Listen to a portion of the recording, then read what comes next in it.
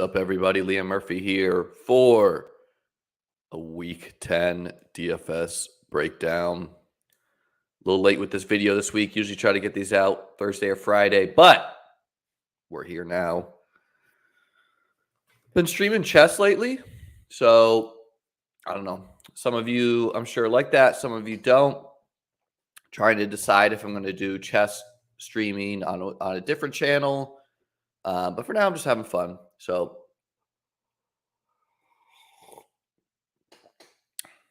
I like this slate quite a bit. Let's just add it in and rip it live here. So first game, we're going to go game by game here. Talk through some of our favorite plays. As always, a reminder here, reminding to 0 live viewers at the moment. But if you like this content, like and subscribe. Primarily a best ball guy, but I like to break down the slate. This isn't a channel where we get too into the weeds on ownership percentages. We're not the most math-based review out there. This is just what I think. And I watch a lot of football. So last week, had some Joe Mixon teams. Had some Devontae Adams teams. Didn't have teams with Joe Mixon and Devontae Adams together. So didn't win any tournaments, man. That's just how it is some weeks.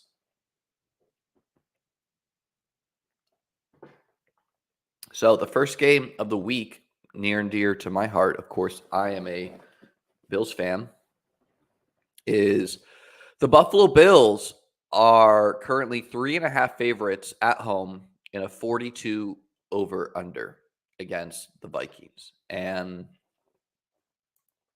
the big question is Josh Allen going to play? Now, this game opened at, I think, 9.5 Buffalo. So it's been bet all the way down to 3.5. You know, I could show that to you guys. It's been bet all the way down to 3.5 on the DraftKings Sportsbook. So if Case Keenum plays, I think he's an interesting play. Serviceable NFL backup. The Bills have pieces that could beat what the Vikings are weak at on defense. Kirk Cousins is a no for me, even if Josh Allen is out. I assume Josh Allen can play, but I'm not sure if they will play him. I am guessing they might sit him 1 week, and he's fine. But he might play too. If Josh Allen's going to play, I think he's a smash, and he'll be super low owned. Running back. Running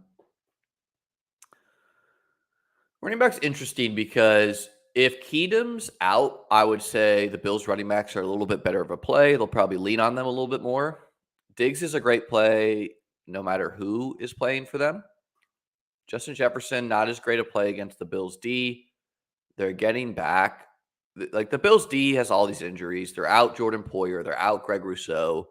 They're getting back some of their linebacker help, Matt Milano. But I love Gabe Davis. I love Diggs against the Vikings secondary because the Vikings can be beat deep, and both of these guys can get open deep. Diggs has a great matchup. Davis has a great matchup. So this is a Josh Allen, Diggs, Davis week for me if Josh Allen plays. If remember, Josh Allen, after this injury, threw the ball 75 yards in the air and hit Davis in the chest against Sauce Gardner. So I think he's fine. Almost no Viking player is a good click to me. Obviously, if Case Keenum's in, Vikings D becomes playable. I'm not too interested in the Bills tight ends this week. The cheaper Bills players, it's really hard to shake it out. Like, we don't know the split between Hines and Cook. Cook got a lot more play last week, and I thought he looked good. I'm wondering if long-term the plan is Singletary signs elsewhere next year, and then you have this really fun 1-2 punch of Hines Cook where you just have speed and pass catching on the field at all times. but obviously your goal line back would be Josh Allen. Shakir, I think eventually needs to get more work, but he's not there yet. So he looks good, and then McKenzie is kind of in a no man's land. So yeah, a Diggs and Davis week. Detroit, Chicago has a 48.5 over under, so super high. Bears -3 at home. So a true pick 'em. You get 3 points for home field. Obviously, a lot of pieces were interested in this game. Justin Fields going to be popular, but is a good play. Playing the Detroit defense in a dome. Amon-Ra, I don't think he's going to be as popular because he's had like 3 weeks in a row of disappointing people in the box scores. So I feel like people are about to get fed up and, did finance Green Bay. The big games are going to happen. He's going to be like fine a bunch of times. He'll have big games. So I think he's always playable. Fields, great spot, playable. Swift is one of my favorite plays of the week. I think I've said that like 3 weeks in a row, but the way this game is going to go in Detroit, Chicago, or it's not in a dome, excuse me. It's in Chicago, which has the long Soldier Field grass. And they say that's good for the run game. So Jamal Williams was on the injury report this week. I think he's fine now, but basically it's going to come down to who's going to move the ball better on the ground. Is it going to be Swift and Jamal Williams, or is it going to be Montgomery, Herbert, and Fields? So I think every running back and Fields are playable. Herbert and Montgomery is pretty much just like who's going to be lower owned. They're both getting work. Both of them can put in the touchdowns. So I'm definitely interested in taking a dart on Montgomery and Herbert. Swift barely played last week, but I feel like he's getting healthier. And even though he only played something like 10 snaps, he got 4 targets. He got 2 rushing attempts on those 10. So if Swift is back, this is the wheels up week. Oh, they redid the Soldier Field grass. It's Bermuda grass. Thank you, Brenda. The point stands, man. These two teams are going to try to run the fucking football. And I would be I would be interested in a little bit of Fields Mooney skinny stacks or Fields Claypool skinny stacks. I like Claypool a little bit more. I feel like, he got 6 targets last week. Should be fine now. But I don't think Fields is double stackable yet. Obviously, at tight end, Cole Kmet is a playable option and fine. He's probably going to be pretty high owned after what he did last week, though. So I like the Detroit side a little bit better. And to my knowledge, I'm pretty sure Brock Wright played the most snaps. It's just the other 2 guys caught the touchdown. So I'm a little bit interested in Brock Wright at 2,700. Big salary relief. Not interested in Mitchell or Zylstra. And then both defenses are fine and playable. The Bears defense was sellers at the trade deadline, so they're probably a little bit worse than even they are so far this season. Yeah, it was last week, man, but he also it was viable, but his second highest guy had 14 points, so you can get away with that some weeks to win tourneys, or 17 points. Great. So 17 points is a fine score, but you're really shooting for 5x salary. So 25, it's a Mooney double stack was not killing you, but I bet there were some higher scoring options. So it depends what you're playing. If you're playing Millie Maker Fields, or if you're playing, single entry, etc. I don't think a Fields double is what I would play in a single entry. I'd be fine with Fields. Fields Claypool is my favorite skinny. Just taking the extra salary, taking the guy that the field hasn't seen yet. Because the way DFS is built is Like, this is why I feel like Swift is in such a great spot is his salary has been the same. Like, it's the lowest it's been all year. And that's just kind of how, like, just like Joe Mixon last week, their salary gets down, down, down, down, down. And then finally, yeah, of course, Komet was the better. But finally, their salary gets down, and people don't want to play them because they've not been doing well. And they're still talented players. Like, Swift is a first-round fantasy pick. So I'm going to bet on Swift's talent and hope he's healthy, basically. And I'll read the injury reports and get a better vibe, but that's how I take that. This next game, Jacksonville at the Chiefs. Chiefs are 9-point favorites, 51.5 over under. Tons of great plays here. This feels like a game where Pat Mahomes could throw for 400 yards. Again, we have a narrower target tree where if we just look at the Kansas City side, Hardman is out, which is big, I think. And so single entry type field, like if I had a game stack one single game, it would be this game. It would be like a Kelsey Mahomes. I want to bet on Tony, and then you could throw in Kirk and ETN on the Jacksonville side, and you have 5 players from this game. You're saying, hey, the Chiefs are going to score. Hey, Jacksonville's going to at least pick up first downs and hopefully score themselves, maybe in garbage time, maybe looking for like a 40-30 game. And then all you need is a running back, wide receiver, flex, and defense. So if I was like locking a small size contest, it would be something like this. And you can change out Tony for Juju or Tony for MVS, and it's the same thing. Kelsey, obviously a monster. Don't think a lot needs to be said there. But yeah, I like this game a lot. I like the pieces a lot. I think the Jacksonville side's pretty obvious. You can play ETN, you can play Kirk, you can play Zay Jones as some salary relief. And Marvin Jones, same thing. I'm less interested in him, though, because he's old, but I think other people think that as well. And then Evan Ingram is fine as well. So, like, every player on Jacksonville's playable. I really want to play Tony before the field sees it. So, I don't know if he's had enough time, but with Hardman out, like, it's signs are pointing that it could be. And I'm just such a believer in Tony's talent, and maybe I'm wrong. I'm okay with that. Juju, in my opinion, like he's had a bunch of solid games, but like I know in this Buffalo game, like 80 of these yards or 40 of these yards and a touchdown came on this like fluke play. Some of these other plays too, like I'm not sure if Juju's doing it with talent or like maybe he's getting smarter in the offense. And so that's a factor, but like Juju's biggest beneficial person to get injured, I think, would be Kelsey. That's who he most competes with. And Tony is a man beater. So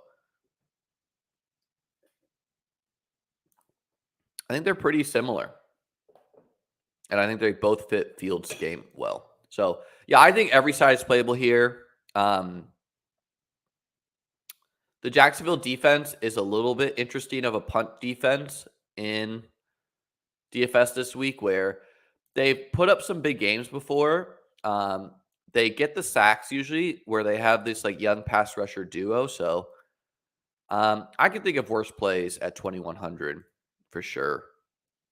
And then, yeah, none of the chief punts. So it's Tony for me. Sky Moore, I guess, is just like not a thing. It's the Chiefs pieces. You can play Lawrence too if you want to for salary relief. Like, I'm not going to do that, but you could. All right, moving on. I'm gonna keep this short and sweet on this Saturday. Might even stream some chess later. Let me know what your guys' Saturday plans are if you're in the chat. Thanks for stopping in, guys. Cleveland at Miami, 49.5 over under. Miami only 3.5 point favorite. So this is the week where we finally get Tyreek Hill's salary appropriate at 9,100. I mean, yeah, I mean, he's a 10K player, so there's still a little bit value on that, but he is a 10K player, in my opinion. He's just flat out unstoppable. So go ahead, play him. I will say that Cleveland has one fast man cover corner who's done okay against Tyreek in the past. So, Tua, fine at 6,700, especially if you're getting lower ownership because Fields is there. Brissett, is fine, but you gotta be brave. Nick Chubb every week. Jeff Wilson over Mostert, I think, is the vibe. I mean, Jeff Wilson got a ton of work right away. He's younger, he's healthy. They might want to save Mostert for the playoffs. I really like Kareem Hunt for salary relief this year too. It's just he's cheap. He's in a spot where, to me, Miami is a man cover D who blitzes a lot. And what that does is it forces the ball out of the quarterback's hands a lot. So when Buffalo played Miami, like Singletary got 10 targets. So this could be, if Kareem Hunt's on the field, this could be like a 7-8 target game rather than a 4 target game, which like matters a lot. Like that makes it super easy to get to 20 points. And if Kareem Hunt reaching 20, maybe gets a touchdown, 26 now, like that's a GPP winning score. It's direct leverage off of Chubb, who obviously is a monster, but hey, you can play Hunt every week. Chubb gets hurt, boom. Now you got like a locked and loaded top 10 quarterback or top 10 running back for really cheap. So yeah, like Hunt the most at running back. You guys don't need me to say you could play Tyreek and Waddle, but you can. Amari Cooper, I like quite a bit. Again, he's a little bit better against man defense, I believe I saw. And Miami runs man. So, like him, DPJ for salary relief, it's fine. I'll play I would play Zay Jones over him, but you can do it. And then Harrison Bryant is a tight end I'm interested in, where he's had, I think, 2 games without Njoku now, and he's been kind of disappointing with them. But Miami's a team, as you can see, they're 30th against tight end, where you can get it going. So I wouldn't be shocked if this is like a Harrison Bryant week. So I would play Bryant over Brock Wright at the same salary. And then Gesicki, hard click with Durham Smythe healthy. Defense, Browns D at 2,300, one of my favorite plays of the slate. Sure, they're facing a really good Miami team, but Browns D has talent. They're cheap. Have fun, Bob. Houston at the Giants. This game's been bet down a little bit since I did my betting show. I believe it was 6.5. It's now 4.5. 41 over under. So this is a game where I'm putting feel into it. And I think if you look at talent of the players on both teams, these are similar-ish teams. But the Giants are coming off a bye, and I just think that Brian Dable off the bye is going to be really well coached. This Houston team is reeling, where like Brandon Cooks doesn't want to be there. They have like disappointing loss after disappointing loss. They're going to beat down their bottom team. So like, I think the Houston D is actually talented on paper, but I could just see the wheels coming off for Houston this game, where Davis Mills turns the ball over 2 times. Now the Giants have extra offensive possessions, and they just smash. So Saquon, I think at 86 is too cheap. Like, I think he's honestly been a little bit disappointing for what he, like, other than week 1. He's had some disappointing box scores, but he's going to be really popular against Houston, and I think he should be. And I just gave you the context of why I think he's an even better play. And we have no reason to think his targets will go down with the Toney trade. Pierce is a fine play too. Just his salary's not going up. He gets a ton of work. He's flat out good. Cooks, you got to be brave. I'm not doing that. Wandale is the other guy I wanted to touch on, where he was a chalky player against Seattle week 8, didn't do anything. I'm hoping off the bye he got a little bit more installed in the offense, and maybe we could see something like Jacksonville, like 8 targets, and hopefully healthy now. Other than that, you can fool around with these punt tight ends. They're fine. You can see Taylor Hudson had 5 targets last week, but I'm not playing really anyone else. I think Daniel Jones is fine. I'm not excited about him, but it could be him cucking Saquon on the ground. Davis Mills, nah, wave for me. Nico Collins, the last guy, he's finally back. I think Houston wants him to be their one with Brandon Cooks clearly leaving, so expect him to get some good work down the stretch. And then Texans D, again, is a good defense, I think. It's like, and maybe I'm wrong and the Giants are dysfunctional off the bye. Maybe all the players went down to Cancun or something. And so at 2,600, good spot. They're fine. It's just, I don't love targeting defense against teams like the Giants who want to run the ball, because you're not going to get these like easy sacks and that lead to turnovers.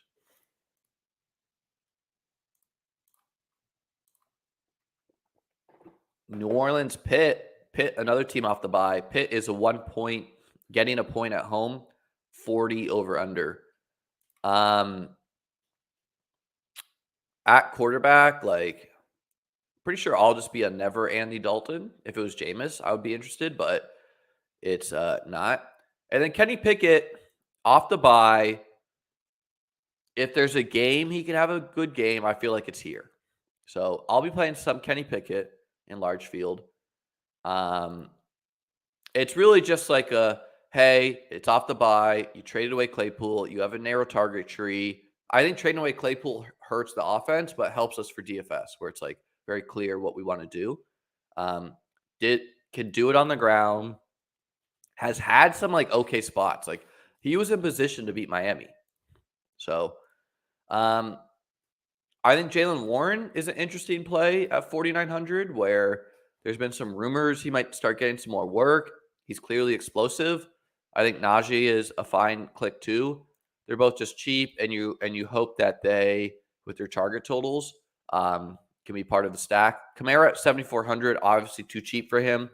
So he is a great play. Disappointing game against Baltimore, but should be totally fine. Almost every wide receiver is playable. Chris Olave, yes. I like Pickens over Deontay, but both are playable. Jarvis Landry is finally back. He could be like a league winner down the stretch if he starts getting like 9-10 targets a game. Just like keep on ripping out 15 points, 20 points, 25, 15. Or he could be dust. So I want to be early on Landry.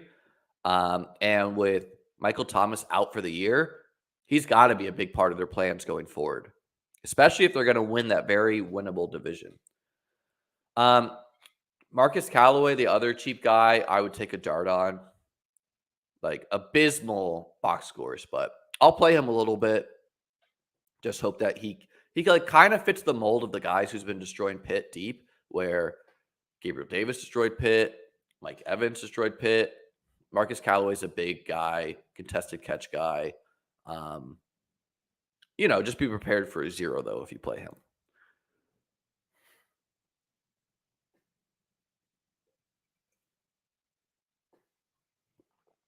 At tight end, Freiermuth, obviously a fine play. Pretty expensive, though. So I usually try not to play these 4,000 tight ends. Juwan is fine. He's like, you need the touchdowns, though. So, and no one else is playable. Defense, I would play the Steelers defense. Yeah, I mean, James, you say that because you saw him do it in one primetime game. But if you look at the snaps he's playing, he's not playing that much. So There's a burner who comes on the field for like 3 plays a game and literally runs an 80-yard go route. That's not a guy you want to play. And then there's a guy who's on the field running deeper routes, just not getting targeted, maybe like a Callaway. So like I just don't think unless Shaheed earned more target or earned more playing time. Yeah, 25%, not good. Sorry guys, a little under the weather here. You can hear it in my nose, I'm sure. So what? Both defenses are fine. Let's see. We got 4 more games here. This next game I like a lot. This Denver, Tennessee game. Titans 2.5 point favorites at home. 39 over under. I really like the Russ stacks this week. I think that you could start Russ, you could start Sutton, and you start Dulcich, and you build like this. And you don't need a bring back from the Titans. I still think this Denver defense is really good, even with them getting rid of Chubb. And this just feels like the game where they're facing a bad pass D. Now, we should keep in mind that the Titans have had to play the Bills and the Chiefs, so that's skewing this. And Denver has a good D, and they could be facing Malik Willis. Like, they're probably facing Tannehill. He's been back and healthy, but they could be facing Willis. And so Sutton is almost – I think I'll lock Sutton on every lineup, honestly. Feel that good about the play where you can explain away some of these box scores where, like, good pass rush, whatever, like weird London game, Sauce Gardner, team you beat on the run. And so finally you get a team you can beat deep, you can beat in the air. The field should hopefully be off him. So I love Sutton this week as a deep threat, as a guy who can get 2 touchdowns down the field. Dulcich, easy person to include in there. Going to be super high owned, should be. And like runs those like down the field seam routes. So could get, easily could get the bonus, is what you're hoping for. I'm not playing Derrick Henry, but you can. Yeah, like a bring back on that side is really tough. Melvin Gordon is like fine. So unexciting. A little bit less interested in Judy just because he's not as much as the down the field guy, but he can get there too, especially since kind of a big injury in this game, I feel, is KJ Hamler being out, where KJ Hamler also could have been the deep burner guy. Now it's only Sutton and Judy. So you could even get crazy and say, this is a game Russ is throwing for 450. Off the bye, rusted up. If you have to do a bring back, I guess you throw Woods in there. But, I'm not stressing a bring back. Like, I would build like this, maybe even. And this is hard to play like this because you need the Broncos D to like get a touchdown, but it can happen. And so tight end, man, look how far Albert O has fallen. 2,600 Albert O. Pour some out, guys. Geoff Swain, or no, not Geoff, sorry. Austin Hooper.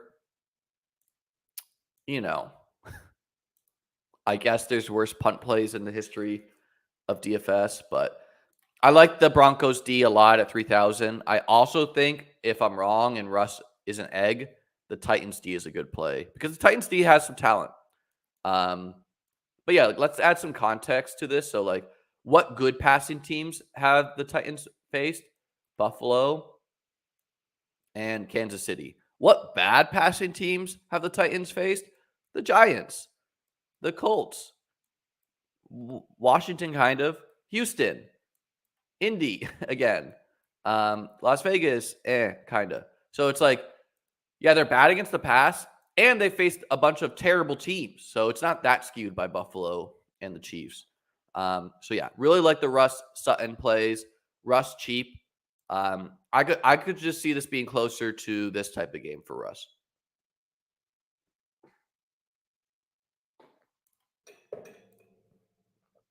All right, moving on. Let me know, guys, in the chat. Are you with me on these Russ stacks? Like, public sentiment's at an all-time low, especially with these what's it called? These commercials coming up of Russ and whatever it's called, the sandwich company place, Subway. There we go. Indy at the Raiders. This has been bet down and opened up Raiders -6, 41 over under. I mean, a lot to say here, guys. We got Jeff Saturday off the street, drinking buddy with Jim Irsay, hired to coach the Colts, brought together this like pass game coordinator who, see, guys, people don't want to play him, man. Brought like a pass game coordinator who seems like a Madden guy who like people clowned on them for, but I actually think might help them. The Raiders, after all this public money came in on them, put a bunch of people on IR. So like we have to keep in mind that the Raiders, I think, are 2-7 or 3-5. The Raiders are giving up, is what I'm trying to say. Yeah, the Raiders are 2-6. And so public sentiment was like, oh my God, you got the worst quarterback in the league and Ellinger, who just got destroyed by the Patriots, and you got Jeff Saturday calling plays. Like, bet the Raiders. But I think what people are missing out a little bit is the Raiders players may have fucking quit on the team. They're 2-6. They're not going to the playoffs. They thought they had a chance. Very disappointing for them. So I don't see the Raiders being some like world-burning team. Anyways, Josh Jacobs, a fine play, especially if Ellinger's turning the ball over a bunch. I think he's closer to this type of player than he is to this type of player, but we will see.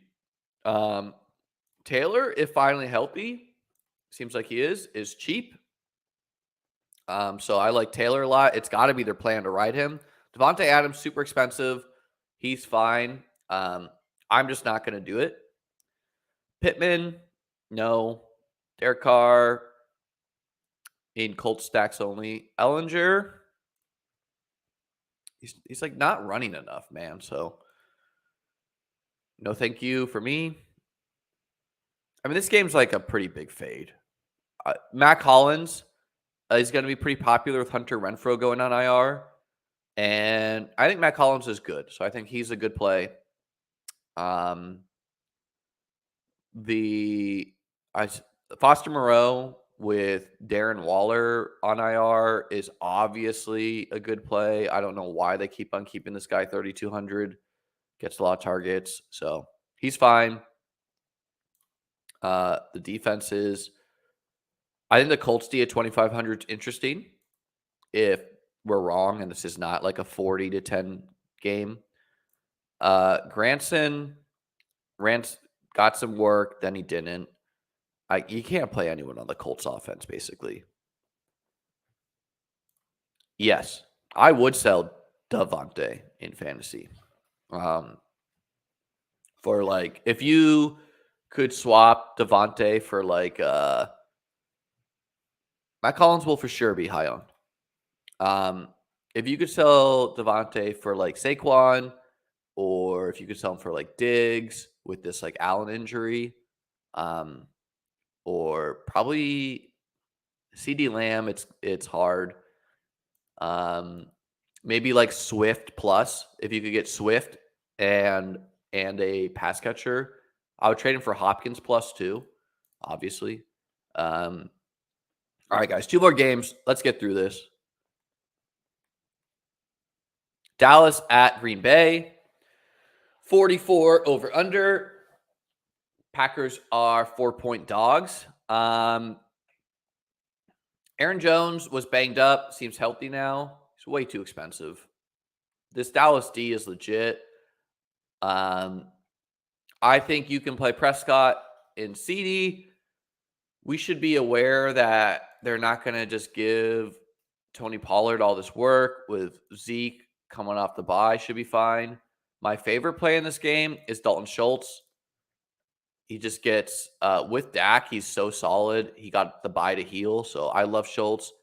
I'm playing some 2 tight end this week too, where if Mac Hollins fails, if Zay Jones fails, if those like 4,200 wide receivers fails, there's like no wide receiver sub 4K that's interesting. So I think Dalton Schultz as a like 3K wide receiver is a fine click. Should expect this type of work, and he's been cucked by the backup tight ends getting all these like 1-yard touchdowns. Where if those start going to him, wheels up. Tunyon is fine for Green Bay.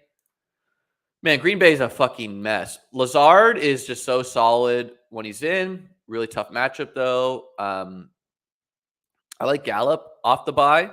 I think he should be solid. Noah Brown off the bye maybe gets a little bit less. Toure got some work for the Packers in the slot, I believe. Watkins, oh man, and then Watson. Christian Watson is the cheaper wide receiver who, if not Schultz, maybe it's like Watson. And Buffalo game got concussed. Detroit game coming off concussion. The Packers have to get someone involved. They put Dobbs is out, so I like Watson quite a bit at 3,700, so I'll play him a little bit. You got to be truly sick in the head to play Rodgers at this point. And the defense, the Cowboys are obviously a great play. I think the Packers at 2,400 are also fine.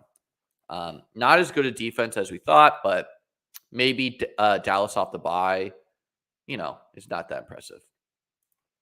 Last game, Arizona at the Rams in a 40 over under, and the Rams are 3-point favorites. So let's jump into it. Stafford's banged up and may not play, which would put John Wolford in. Kind of interesting at 4,900. Not interesting enough, though. I'd rather play Kenny Pickens. And Kyler, I don't think there's nothing to worry about with him. So he can go nuclear any game, man. He's not going to be high owned. Had a so-so game against the Rams last time, but maybe with DeAndre is fine. Running back, I think James Conner came back, jumped into a usable workload. Maybe he was a little banged up last week, so a little interested in James Conner. Eno's unplayable now. You can try with Henderson, but just no. Cooper Kupp, if you can afford it, sure. Hopkins, they're just like refusing to raise his salary. Is a monster. I would expect him to cook Ramsey too. Rondale Moore going to be very popular, and he should be. Just getting solid workloads week after week. Fun player. The Rams guys, I can't do it. Robbie Anderson, I guess the dream is dead. Maybe he finally gets a game or two here or there. Higbee is cheap. Is Higbee hurt? I don't know what happened. This is like a tale of two Higbees. He's been really disappointing lately, though, so I don't know how you click him. And Zach Ertz will forever be low owned at this price tag, but is getting a great workload. So defense, a little bit interested in the Cardinals at 2,700. Obviously, the Rams O-line's just in fucking shambles. So, all right, guys, let's build a team real quick and then get out of here. Give me which quarterback should I start with? First person to tell me a quarterback. We're going to build a team like that in the Millie Maker and then sign out. Tell me the quarterback, guys.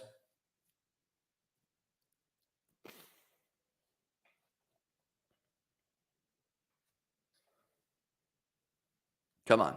Got like 15 of you. So gross.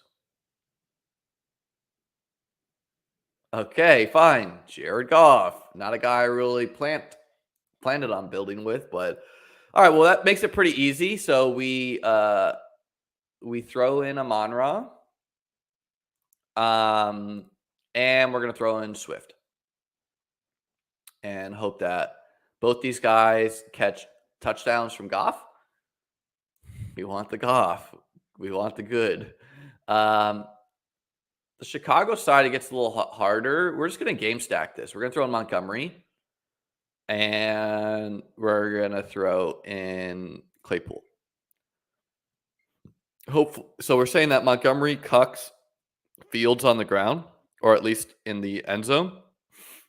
And Claypool goes for like 101, 8 catches, something like that. So that leaves us with 5K. Let's plug in a defense we like. Let's just throw in the Browns for now. And let's throw in Dalton Schultz. And that leaves us with 7K each. So let's see what we can do with that. We could do Etienne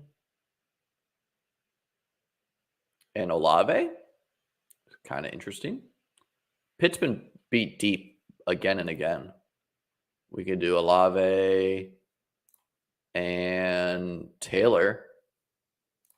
We don't want. Let's do that. Let's throw Olave in. He's a guy again who has been like fine recently, but maybe his ownership's a little suppressed because he's not been not had a huge game. So we'll throw in Olave, and with 7,500, we could throw in Kamara for New Orleans mini. I always like going running back wide receiver minis. We could throw in Taylor. We could throw in Etienne. We're gonna throw in Kamara. Okay. Choose your own adventure at home. So we have this thing where we don't need that much to go right. We need the Detroit-Chicago game to go off, right? We need the Browns D to do fine. We need Dalton Schultz to do fine. We need Olave to get like 180-yard touchdown and then just normal Olave usage. And then we want Kamara to be the workhorse of the offense against a beatable team. So that's our team, guys. Don't dupe us. Good luck this week. Hit the subscribe button. Hit the like button. I'll be back later today to stream some chess, I believe. Till then, see you later.